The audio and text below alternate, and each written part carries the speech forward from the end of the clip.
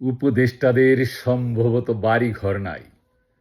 বাড়িঘর নাই ইউনূসের, আসিফ নজরুলের, হাসনাতের, মাস্টার মাইন্ড হিজবুতির, ডাস্টবিন শফিকের, রিজওয়ানার, লুঙ্গি মাজহারের এবং সলিমুল্লাহ খান সহ দেশব্যাপী সকল সমন্বয়কদের।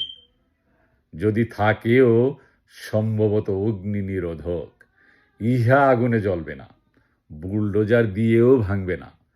আর যদি আমার এই অনুমান মিথ্যে হয়, তবে গণেশ উল্টানোর পর এই ডাকাতগুলির বাড়িঘর, ব্যবসা প্রতিষ্ঠান সম্ভবত ফেরেশতারা এসে রক্ষা করবেন, না হলে আল্লাহ এসে রক্ষা করবেন।